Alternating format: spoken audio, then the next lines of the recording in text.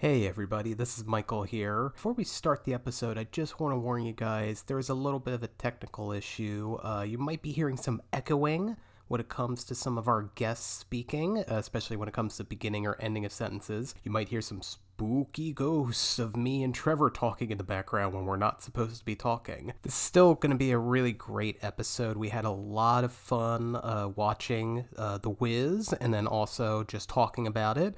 We hope you enjoy it as well, and have a great time, guys. All right, I think that is the last of the Ernest movies. It's now time to call Trevor so we can finally get this recording done. Wait, who's calling me? Hello? Hello? Oh, God, twin sister. Hey, Jackie, how's it going? Hello, brother dear. I hope all is well. Yeah, things are fine. Look, I hate to cut things short, but me and Trevor are doing a podcast recording, so I don't have a lot of... You mean the best podcast in the country right now? Me and Bob really love listening to it. Okay, I know what that voice is. What do you want? Let me be on your podcast. Why? No way. You never like any of the stuff you and I watch together anyways. You and that thing you call Trevor made fun of me in my high school acting days. Yeah, well, all the times I had to see Guys and Dolls on a Friday night in high school, I think I'm allowed to do whatever I want now, so if you're looking for a way into this podcast, the answer is no. I know all about your fan club and how you're the president of it. What fan club? What are you talking about? Let me just give you 2 words. Soda pop. Oh, wait. How do you know? How do you have my Netflix history? It's called the internet. So listen up. I'm going to be on your podcast, and I'm not going to sit here and listen to you say no when I have the power to tell everyone what fan club you're in and how much you love them.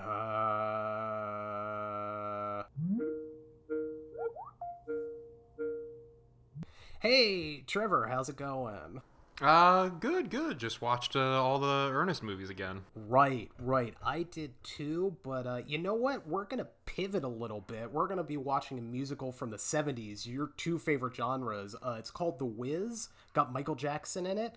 And, also my sister and her husband are going to join us too. So you better get watching that, and we'll talk to you in about 2 hours.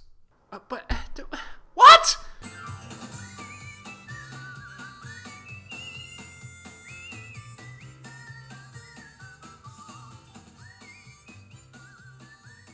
Hey everybody, welcome back to What Is This? The podcast about some of the most obscure, weirdest, and just outright bizarre movies that you've probably never seen. Although this might be a little different, Trevor, considering what we watched today. Why is that? You think anyone's seen this movie but us? Well, I can tell you 2 more people have seen it other than us, and that is our special guest today. And, it's my sweetest sister in the whole world. Her name's Jackie. Say hello. Hi. And also, we got our own little munchkin today, her husband, Bob. I'm not sure how I feel about being called a munchkin, but hi.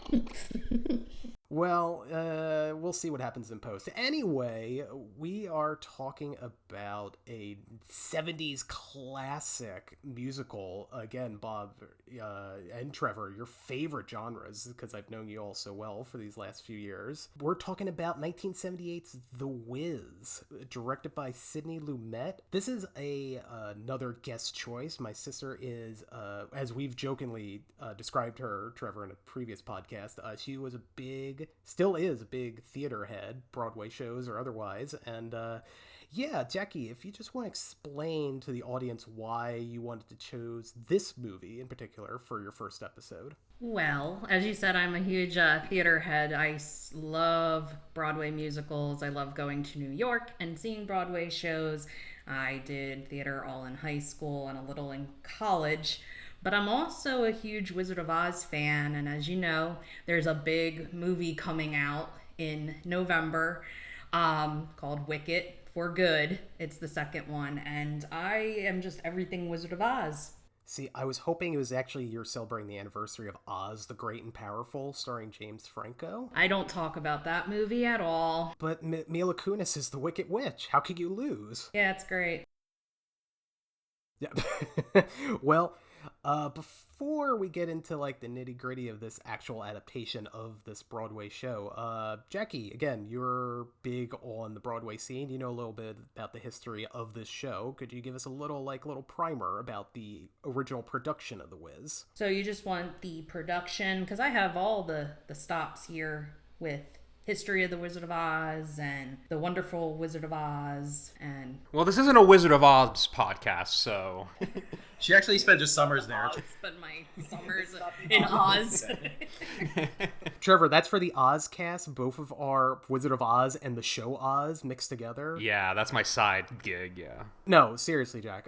You got a few notes on the Wizard of Oz, just in case, I guess, just in case for the 100-year history plus of the Wizard of Oz. Give us a little primer as well on the Wizard of Oz. Yes, I get it, that this has been around forever. This is, the book was written by L. Frank Baum in 1900.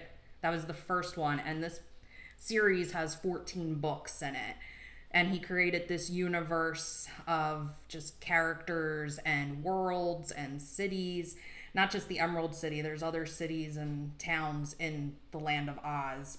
Usually what people remember is The Wonderful Wizard of Oz. That was the first book, and that's where the movie that we usually think of with Judy Garland from 1939. That movie was very colorful, fun. The music was written for the movie, and but it wasn't very successful though in theaters.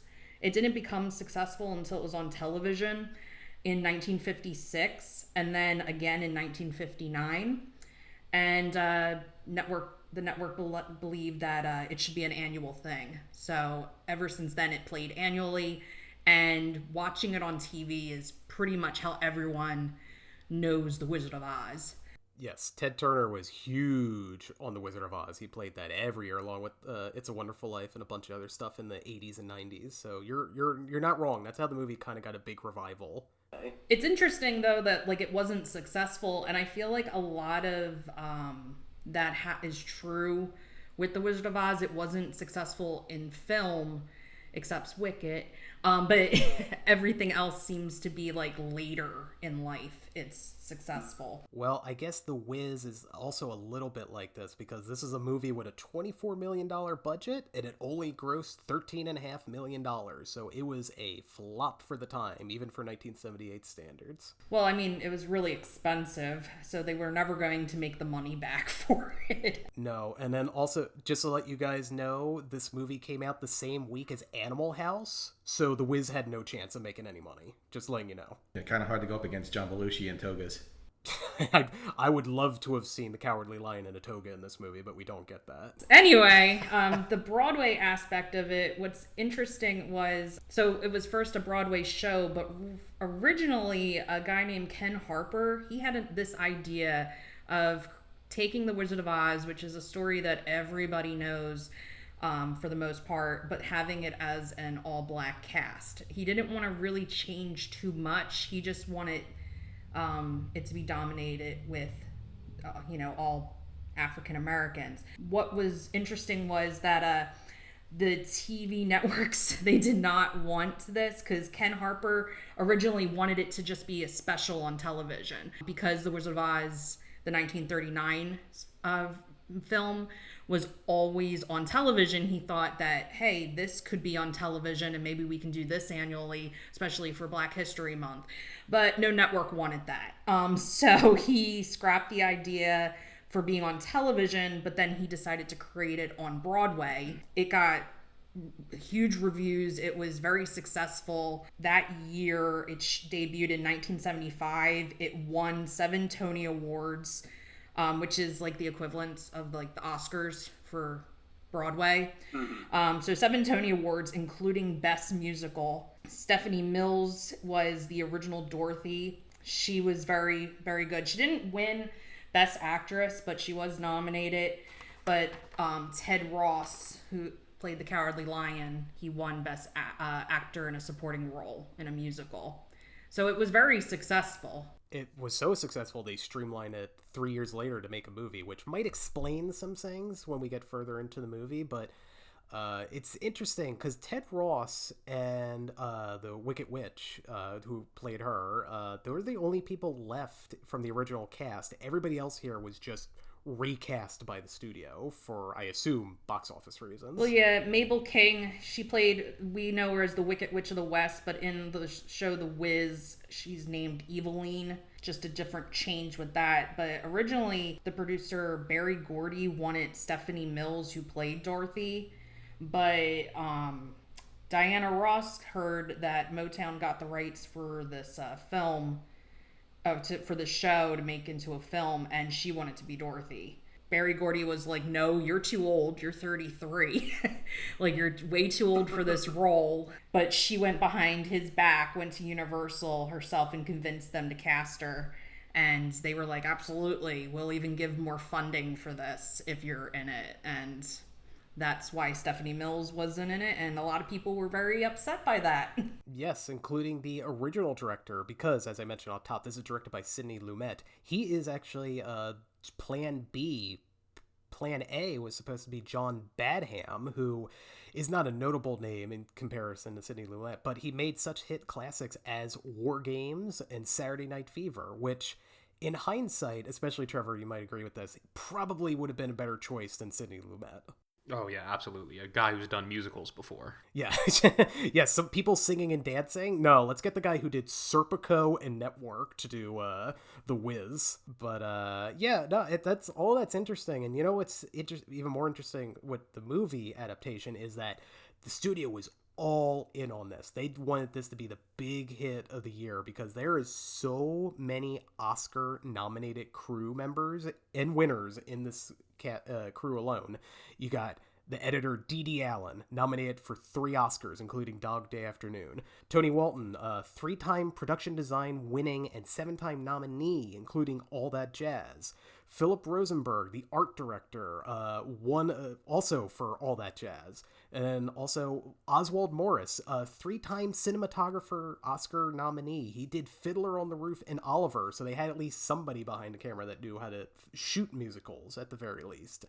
And this movie wasn't a big hit box office wise, but it was still nominated for 4 Oscars: cinematography, art and set direction, costume design, and Quincy Jones was nominated for all the music as well, the original music that's in this version of The Wiz, which honestly, him and Michael Jackson probably got the best career out of this going forward with The Wiz. But I think another big name that might explain a lot of the weirdness of this adaptation is you got our own, like, bat nipple himself, Joel Schumacher of Batman Forever and Batman Robin writing this, which, Trevor, would this movie have been better if there was ice puns like in Batman Robin?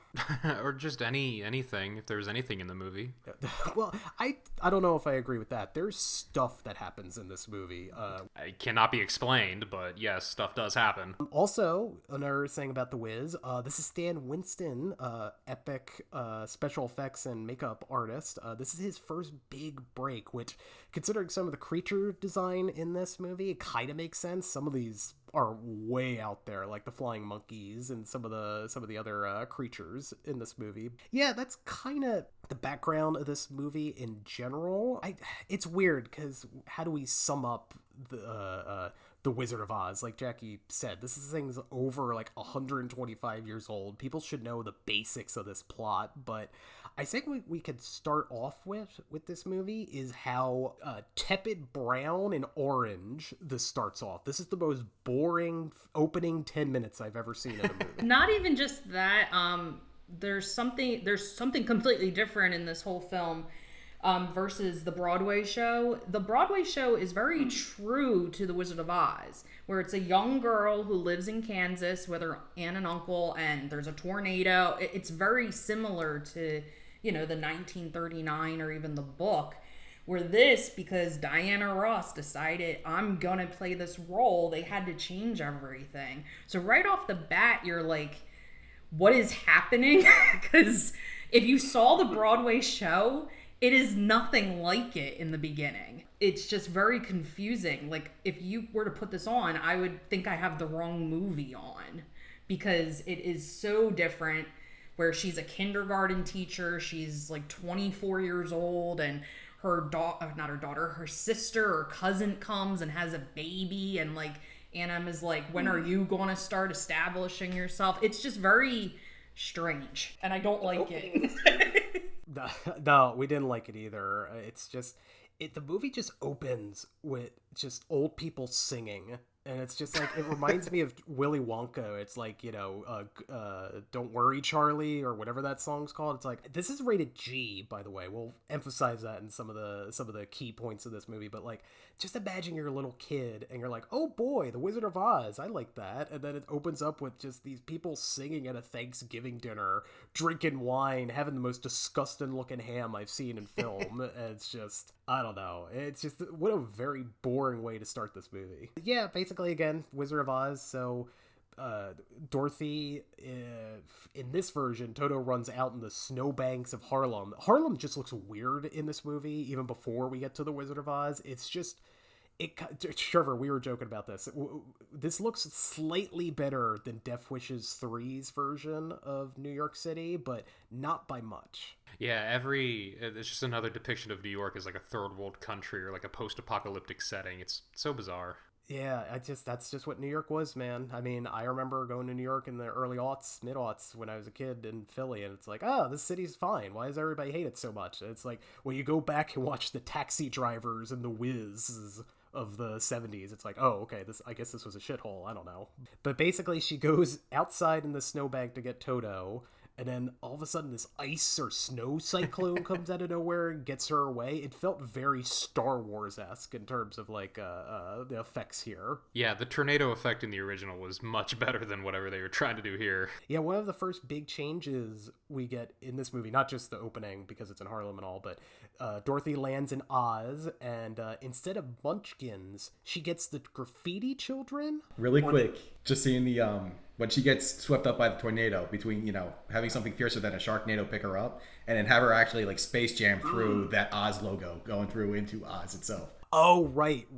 I was waiting for the Looney Tunes music to start, because, yeah, it felt very Space Jam-esque how she was getting sucked into Oz. But, yeah, no, we get this first of, like, well, we had a musical number in the beginning, but this first real major, like, outlandish musical number where, like, Dorothy is just with the Munchkins, but they're not Munchkins, they're not little people, which is bullshit. It's just, like, a bunch of children in, like, street clothes. They're graffiti children, like you said. They're called graffiti children, but they're also called digits. Well, you remember the witch, she's into numbers. Oh, right. This witch that looks like the bag lady from Home Alone 2. It's just, she's got all this garbage on her. It's like, wow, this is really whimsical right now. But yeah, we have this whole musical number. It looks okay, but just like a lot of the songs in this movie or adaptation, it's just like, it goes on for so long. Well, and they shot it at night, and like, you can't see anything. Yeah. I don't know if that was I guess it was on purpose, but like, yeah, no, there's points throughout the day in this movie where it's like, oh, several days have passed because the sun keeps coming out. So I don't know why most of this wasn't filmed in the daytime. I felt like this was one of the better songs of the show, because it just, it seemed like it was the closest thing to like Munchkin Land, where they had like the beginning like Rejoice kind of thing, and it just, I liked how different it was and how the costumes were and everything here. Look, all I'm just saying is, I just want the Lollipop Guild. Can you just give me the Lollipop Guild? I that's all I want. I don't want these people like breakdancing or whatever else is happening on screen here with the wide lenses showing all the dance numbers. I just want the Lollipop Guild. You just want little people. You want little people in your movies. I get it.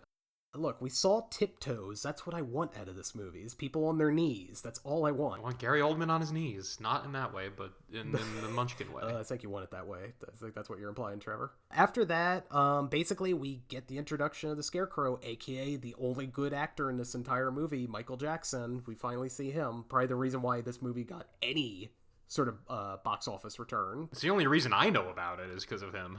I mean, I know who Diana Ross is, and I know who some of the other actors are in this movie, but yeah, like, nobody, the only thing people remember about this movie, I feel, is just the Ease On Down the Road musical number, which is great. It's a great musical number between Michael and Diana Ross, but like, Yeah, it's just like the moment he starts emoting and talking and moving, it's like, oh, this dude's going for it. And that's certainly not what Diana Ross is doing through most of this movie. What did you think about his song, You Can't Win? Because that is not in the Broadway show. They actually created that song for him so he could record his own track and like have it play on the radio and everything. Like it was original song for Michael Jackson. It's fine. It does feel like a Michael Jackson produced song, like you said. It doesn't feel like it kind of fits with the tone of the movie or like the theme of the movie, but you have Michael Jackson. If you're not doing original, I mean, The Simpsons made an original song for Michael Jackson. Like, you gotta have a song with Michael Jackson in it.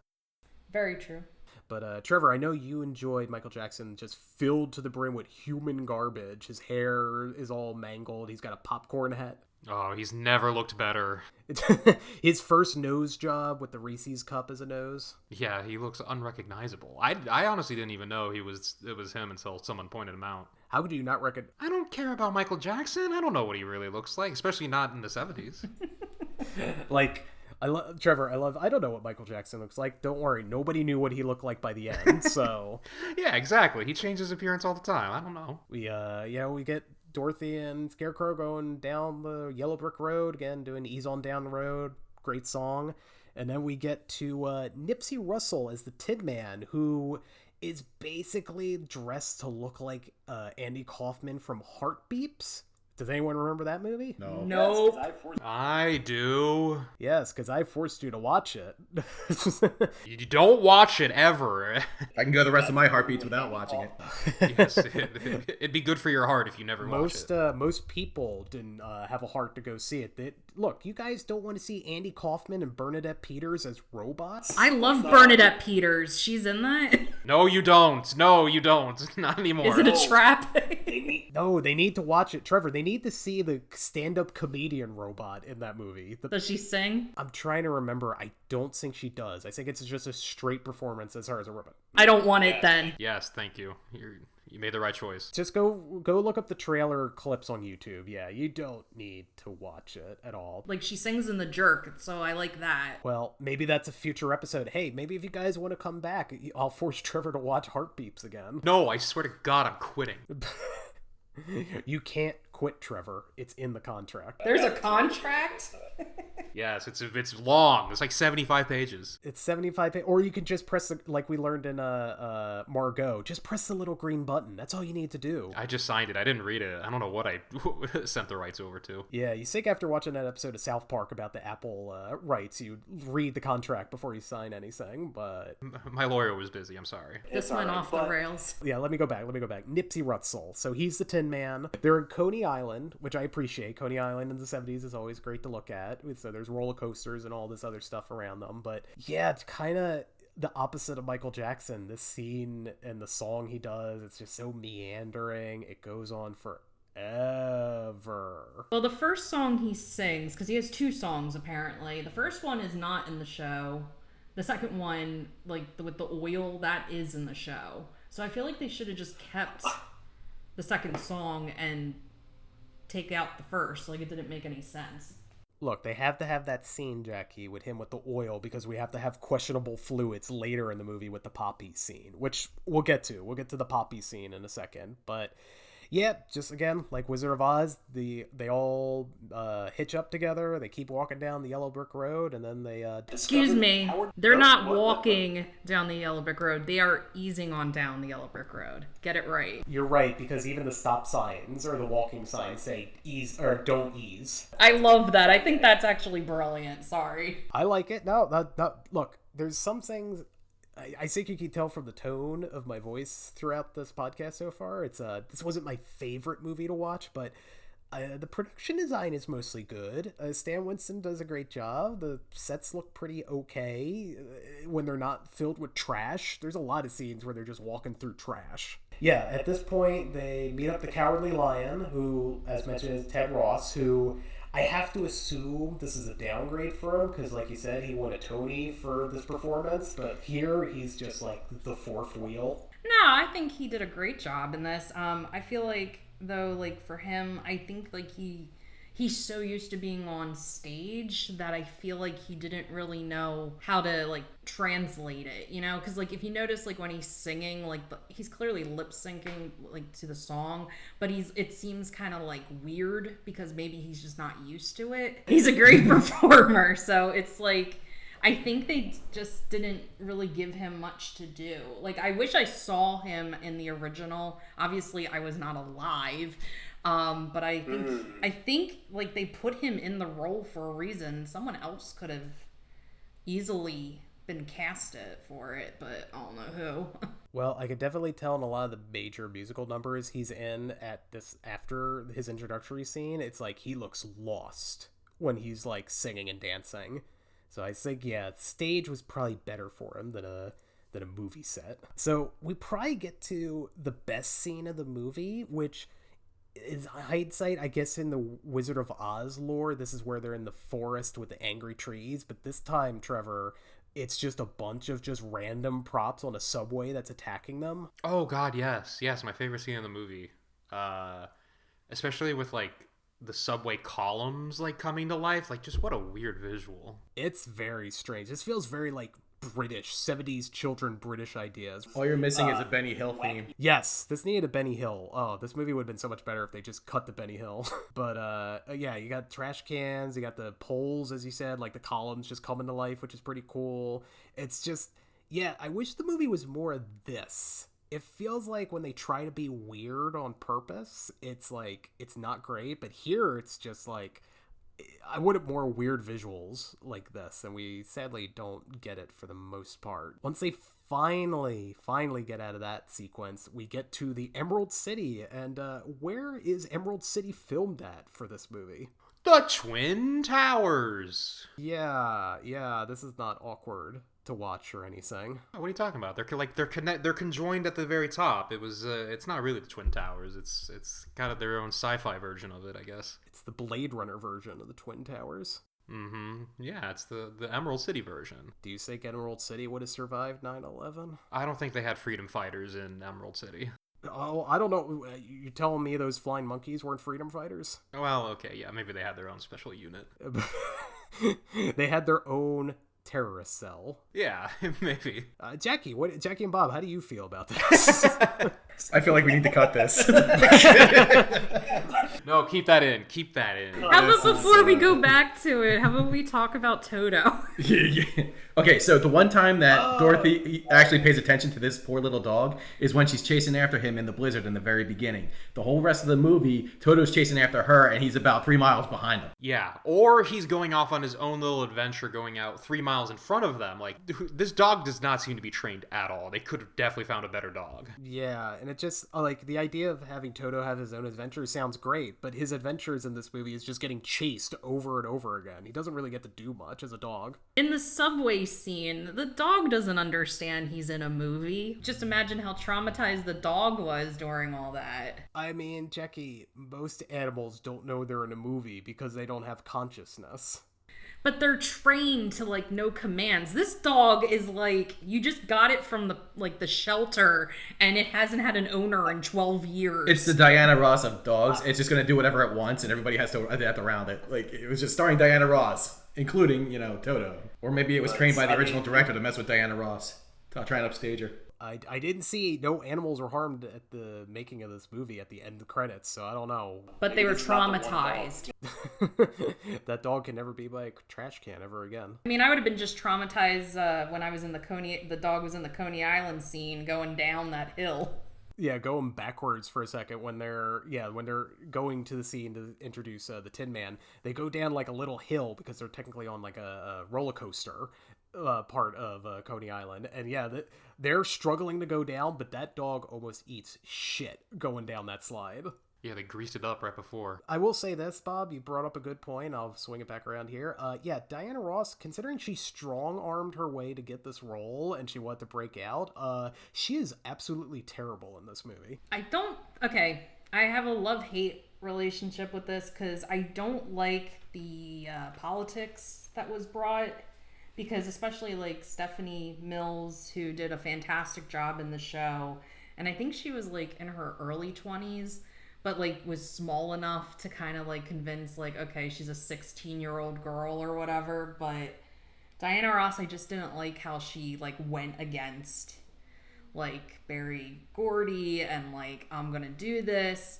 There was a note that Bob actually found. He said where in 1965 Diana Ross and the Supremes performed as a warm-up group for Judy Garland. So I don't know if like Diana Ross in her head was like, I have connections with the Wizard of Oz.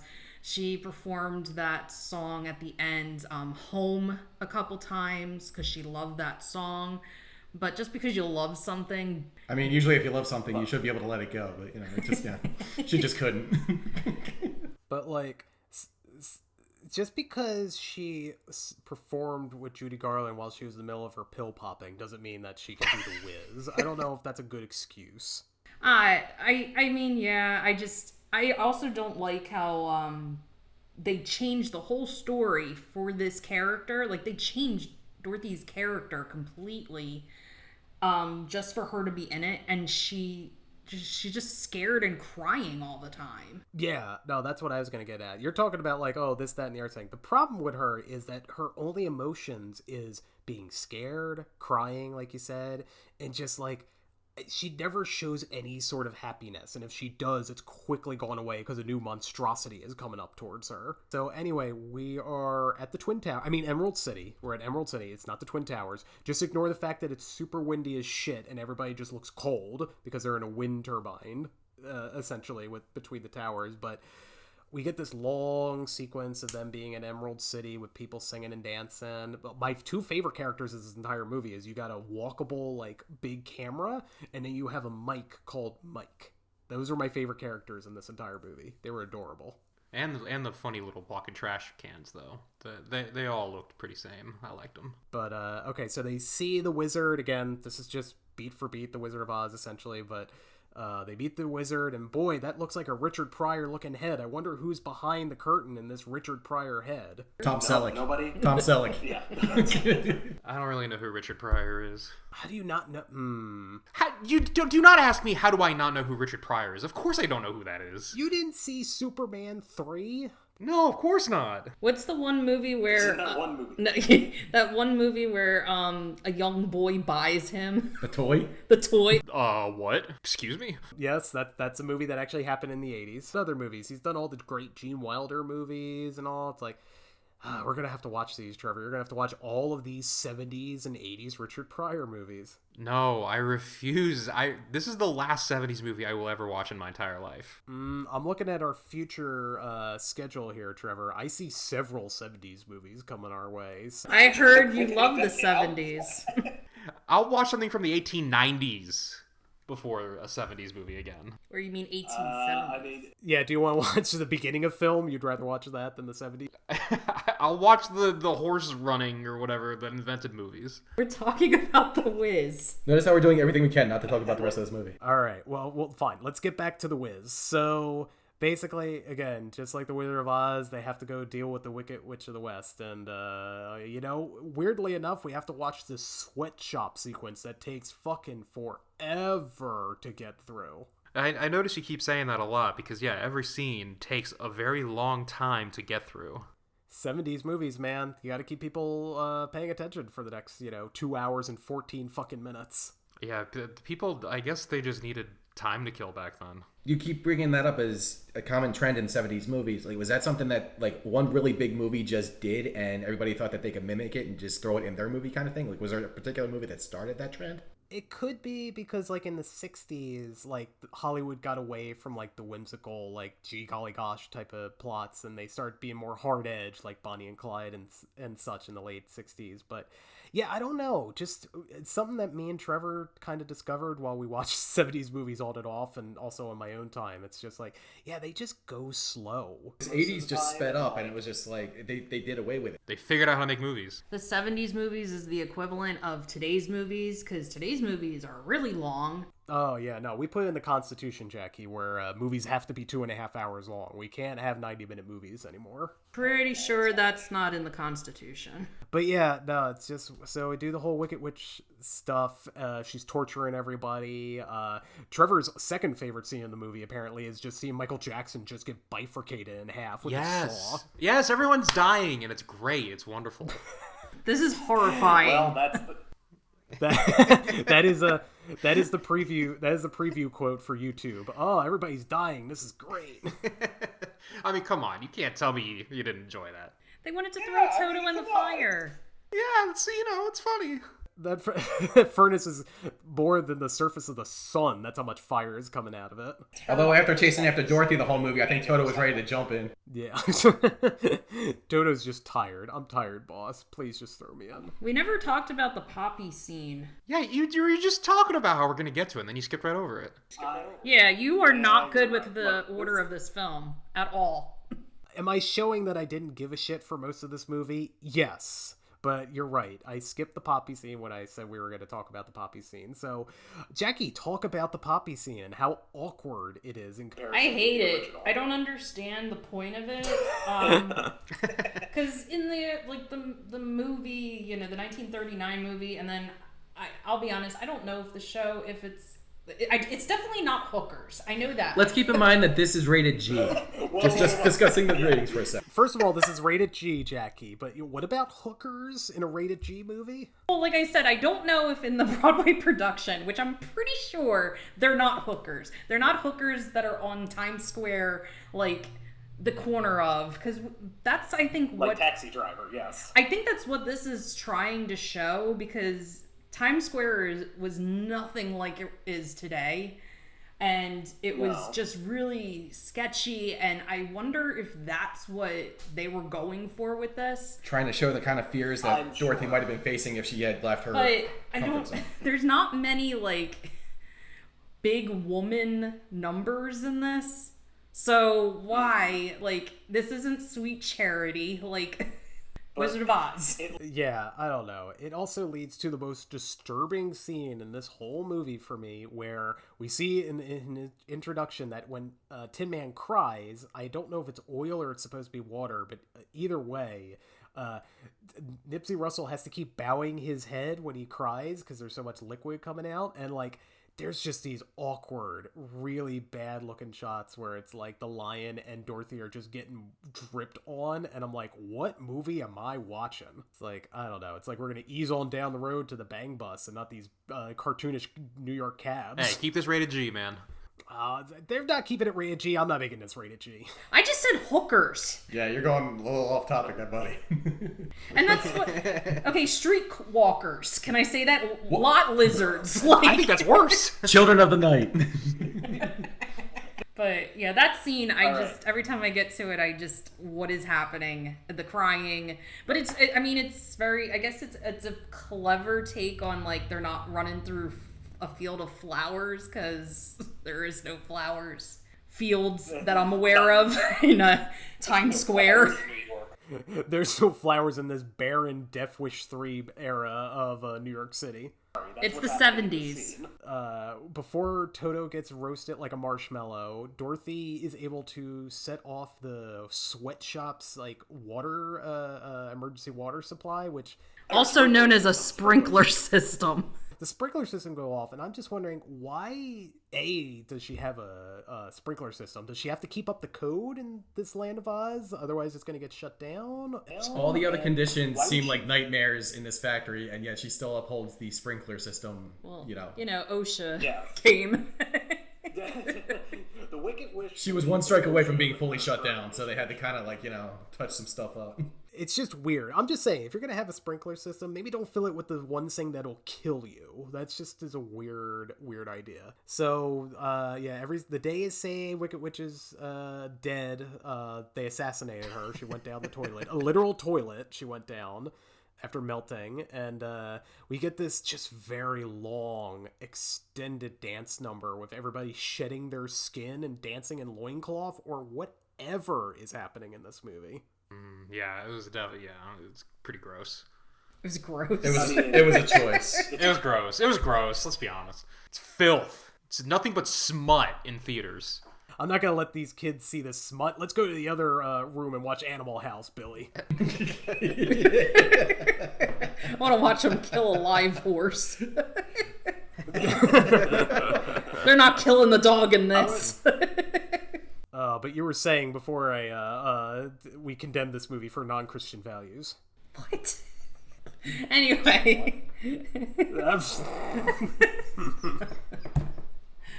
What? Okay, anyway. I like the beginning of the song because it's very true to the Broadway show, and there is like a dance break and stuff in the Broadway show, but I love the song. It's like such a powerful, uplifting song, but then they take liberty, and I'm like, what are they doing? Which, BTW, which is another weird fact, Luther Vandross actually helped with the song Rejoice or Brand New Day, and I know that he was a big time singer, songwriter. Dude. It was. I mean, like I said towards the beginning, like Quincy Jones produced this. He's one of the greatest like composers / music producers of all time. In fact, just one little more trivia for this movie. This is in between Michael Jackson's career as a singer. Like he's a famous man at this point. That's why they hired him to do the Scarecrow. But he's still kind of getting out of the Jackson 5 era, and he doesn't know what his next step is. So Quincy Jones became a big fan of Michael during the making of this movie. So he helped him make his next solo album called Off the Wall. That song, biggest hit is Don't Stop Till You Get Enough. So that was a big, obviously, super mega hit for Michael Jackson. And then 3 years after this movie, Thriller comes out with those two helping make the album. And it's like, yeah, this is a very weird time period where Michael Jackson is just on the cusp of becoming the pop culture icon that we know him at this point. Well, we know him for other things, but for the sake of this podcast, rated G, just for music. So just to kind of piggyback off of that, with you talking about his later career and everything, this movie came out in Italy in mid 1980s when he was like really like going through that big famous part of his career, and they were actually, whenever they made the posters, they made him the central figure. Like they boosted all the promotions and stuff around him because of his popularity at the time. I mean, it makes sense, and also Italians, they certainly know how to make their movies, right, Trevor? Oh God! Don't even bring them up. We gotta have a ban on Italians here. So they go back the Emerald City. We finally see the wizard's a fraud. It's been Richard Pryor this whole time, and yeah, it's just the end of the Wizard of Oz. They all realize, the Scarecrow always had a heart. The Lion always had courage, and Dorothy could have left at any time, apparently, if she would have just talked to the Good Witch 5 minutes into the movie. She had to learn that home was no matter where you went, it's always inside of you. Mm-hmm. But she still went home anyways. She still went to a physical house. I mean, for a kindergarten teacher, she's not very good with, teaching. This podcast, if you're listening, viewers, is going to have a dirty cut because the last 30 minutes of this movie has so many dirty cuts to get from scene to scene because Sidney Lumet was just getting tired by the time we got to the end of this. Well, didn't it only takes like 6 months to do this film? Yes, Sidney Lumet was chosen for this because, kind of like Ridley Scott of today, he's a very reliable filmmaker with the studio's eyes because he can stay under budget and under time. So I assume 6 months was fast for this production, for better or worse. For you both, what is your opinion? Like, is that like how long should a movie take to do? Well, are we talking about the filming, like just the production, or talk about post and pre? It might be overall, yeah. Well, if it's overall, then that's insanely fast. Like the average movie takes years to make, like 2 years or something like that. But if it's just the filming of the actual things, that's actually kind of long.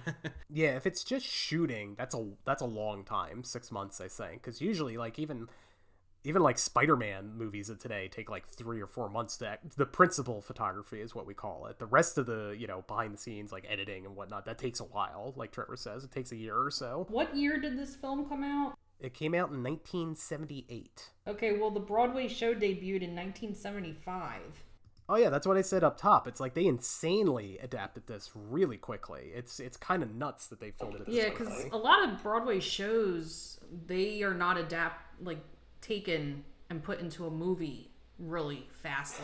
It's actually quite the opposite now, Jackie. We take movies and make them Broadway shows. That's where we're at right now. Yeah, and I can't stand that. Don't get me on that. Or jukebox musicals. I don't even want to go there.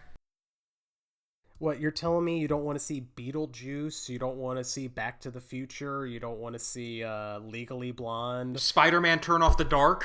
Oh, the best movie ever made, or best Broadway show ever made. That's the only Broadway show I've ever seen in my entire life, and apparently it's like a piece of shit. You saw that? I saw that live when I was in New York. Like the only time I've ever visited there. Did anybody die? Yeah, right? Apparently people got injured, yeah. The guy next to him, the Spider-Man was swinging in the audience, it snapped and it fell right on him. Yeah, like people, I don't know if people died, but people almost died. And I saw that. I saw it live. It was great. I thought it was a fun time. The lead single with Bono was incredible. Anyone's going to say that out loud. Wow, this Bono song is really good. I bought that Bono song on iTunes. That is like the biggest flop on Broadway. Like, it cost so much money and they lost so much money from it, and so many people got hurt. Yeah, they got $20 from me. $20? Well, I don't know. My mom paid for it. I didn't. Trevor is going to look at Hamilton and he's like, yawn. Spider-Man Turn Off the Dark? Yes, please. Hell yes. And all I'm saying is, with all these adaptations of movies into Broadway shows, when are we going to get the 12 Angry Men? Let's keep going the Sidney Lumet route. Let's do The Verdict. Let's do Network. Network would be great as a Broadway show, just yelling about media news for the time. That's a timeless story you could tell in a Broadway theater. Wasn't that what Newsies was about? Newsies? No. Newsies and Network are not the same. My bad. I think I remember the scene. They were singing about "I'm mad as hell and I'm not going to take it anymore." But they did it in the style of Twisted Sister. They even had like the whole shoulder pads and everything. So now it's a jukebox musical. Bob, you and I need to come together and we need to write this and send it out and see if anybody would go for it. We got this. How about let's go back to The Wiz? All right. Well, again, like the Wizard of Oz, everybody gets their stuff metaphorically. They don't get actual trinkets. That would be nice. I literally killed a woman for you and I get nothing out of this, but... Yeah, you don't get money or a medal or anything. The Good Witch, who's she played by again? Lena Horne? Yeah, Lena Horne. Am I right on that? Yep. Lena Horne plays the Good Witch, and she's just on this weird backdrop, like it's, Plan 9 from outer space, just a bunch of stars painted in the background, and these baby dolls all over. Very weird. Aside from the baby dolls, it reminded me of It's a Wonderful Life, like the first 2 minutes when all you see are the stars talking. Yeah, the scene that no one ever talks about, because that is how the movie starts. No one ever thinks of It's a Wonderful Life starts with stars twinkling while old men are talking over it. But in The Wiz, I'm going back to The Wiz. The Wiz, what we're here for. You are here for. We're here to talk about Sidney Lumet's Network on Broadway with Gary Beach. You're not really talking much about it. You keep going topic. All right, continue. Sorry, continue. It's not even just baby dolls in the background. It's little children, and they do these weird close-up shots of kids looking miserable as they're hanging from the rafters, I guess. I don't understand what's happening in that scene. That's what these little kids look like in the theater. Just look puzzled, mouth agape. It's like, what is this? Couldn't have just been the Pixar kids that are mentioned in the credits. No, they actually had to put them in dangerous possessions with free form over the backdrop. I wanted a cow and chicken sort of situation where you just see the bottom half. What? No, that would have gotten way dark. Back to The Wiz. The song that she sings though is in the musical. It's really a powerhouse song, and I thought she did very well with it, even though there was weird children dangling in the background. Okay, are you talking about Lena Horne, or are you talking about Diana Ross's part of that song? I was talking about Lena Horne. They're two separate songs. Talking about Lena Horne. Okay. The song that Lena Horne sings, I believe it's called Believe in Yourself.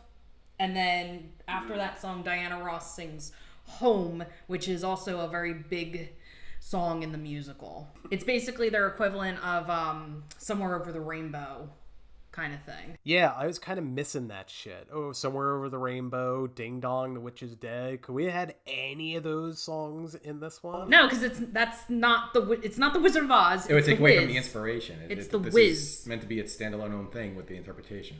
It's supposed to sound like soulful and, Motown, and I will firmly say that I enjoy Ease on Down the Road more than We're Off to See the Wizard. I mean, Ease on Down the Road's a great song. I don't know. The more I watched this, the more I was just like, I just want to see I just rather see the original, or I'll go to the Sphere in Las Vegas and watch the 67-minute cut down version with all the horrendous AI. I'd love to go see this in a giant ball.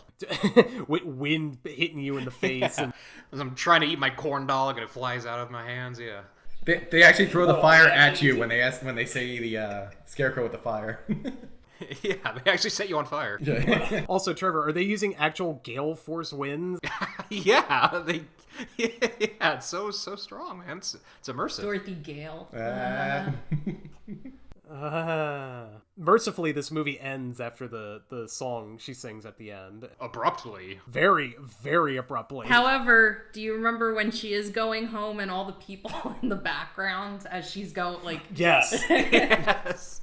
It's kind of like Bohemian Rhapsody in a way. She's just like straight shot camera and she's singing, and just all these people in the background, all these characters, even characters she didn't interact with, like some of the guards in Emerald City and a bunch of others. It's like, why are they whimsically in the background? That doesn't make any sense. But yeah, it's just weird.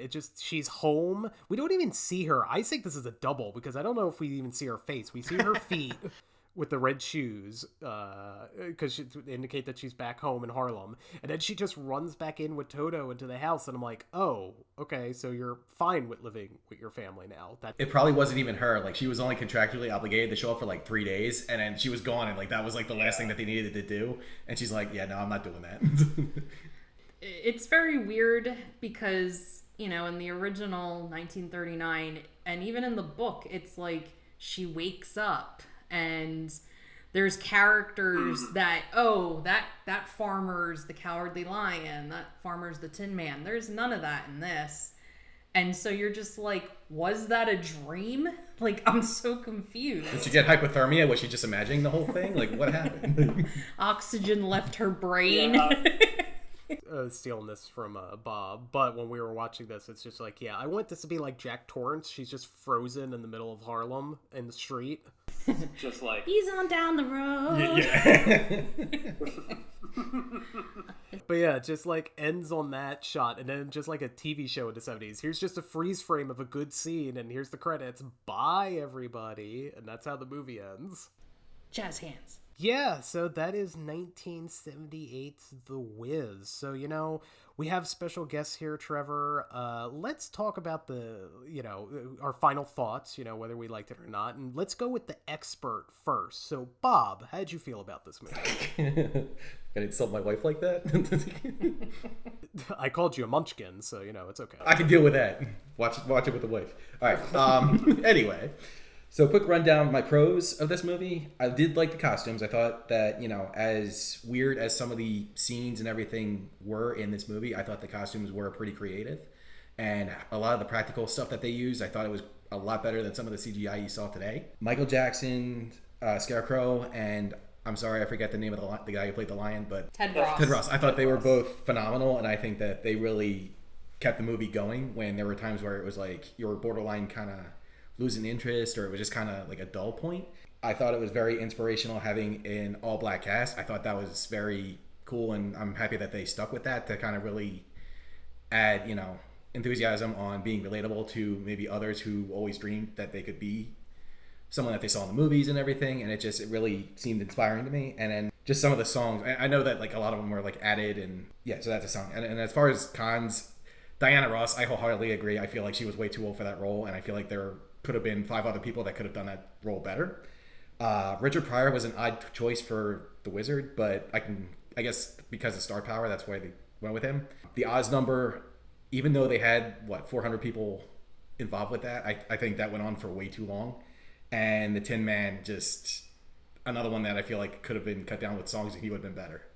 All right, Jackie. I did find I enjoy this, and I made you all watch this because I feel like this is a musical movie that a lot of people don't watch, and I feel like they should watch it because it does capture the Wizard of Oz in a different light.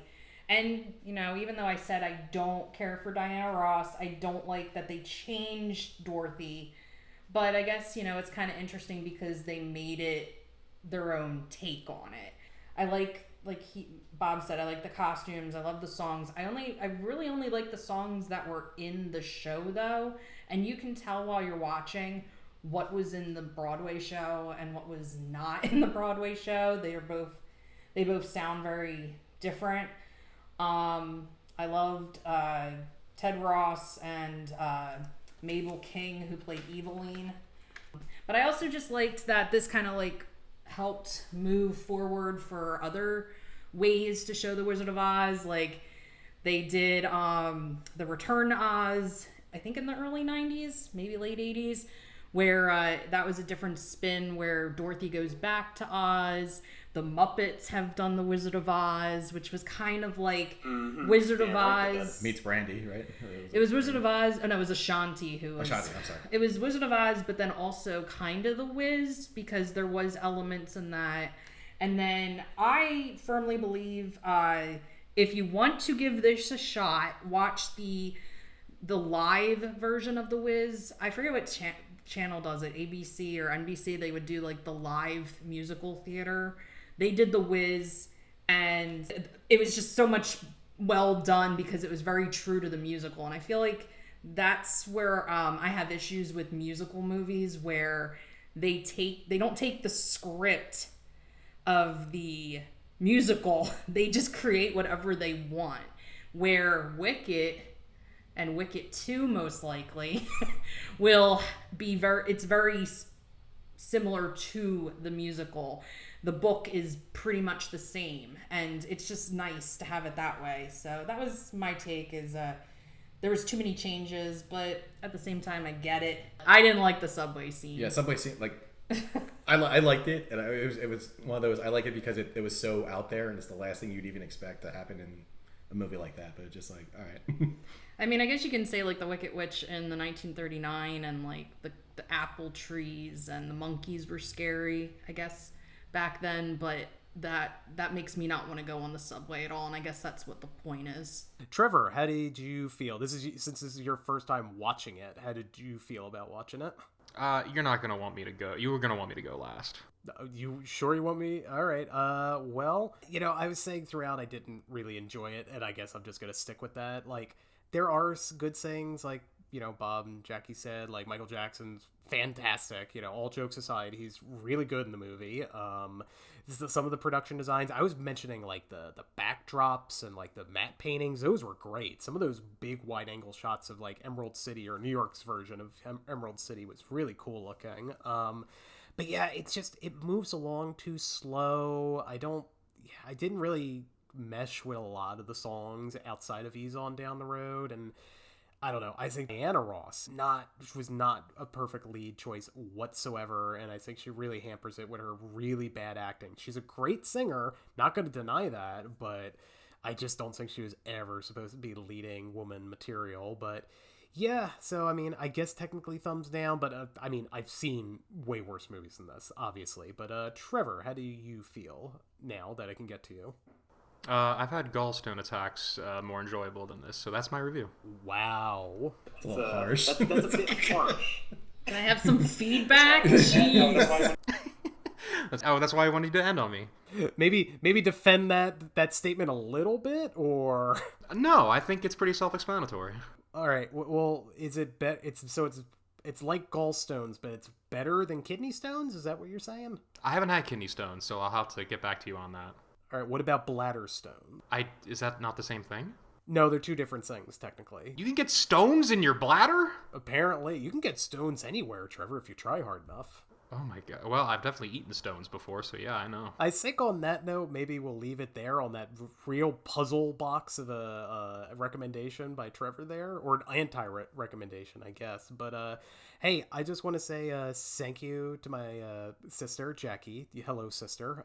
And Bob, her husband. It was very nice of you guys wanting to come on and watch this movie with us. I mean, you kind of forced me to watch it and forced Trevor to have gallbladder stones or whatever the hell he said while watching this. But yeah, I again really appreciate it. It was a lot of fun watching this with you guys and then doing this recording. Likewise, it was an honor, watching it with you guys. It was real fun, talking about reviews and critics and listening to hear about Trevor's health conditions. Trevor, I hope you pull through, get well soon. We'll be thinking of you. Don't worry, they already removed my gallbladder. It won't happen again. Oh, we're twins in that way too. Oh, yeah, fellow gallbladderless people. Hell yeah, let's go. Meanwhile, I'm superior because I still got my gallstone. You need to start eating more grease, buddy. Yeah, no, my body's trying to kill me. But slowly. They can't kill my spirit. I'll kill your spirit by making you watch more musicals. It's true, she will. She's got a treasure trove, Trevor. This could be every time she comes on if she wants to come on again. Oh, my gallbladder's acted up. I must go. My planet needs me. Well, on that note, I guess we're just gonna call it quits here. So for me, this is Michael, the host. Trevor, say goodbye. Bye. All right, and you guys say bye too. Wave to the audience that can't see you because it's an audio medium. Bye too. Bye. Thanks for having us. I'm glad that you let me watch The Wiz again. You guys have a good one, and bingo out.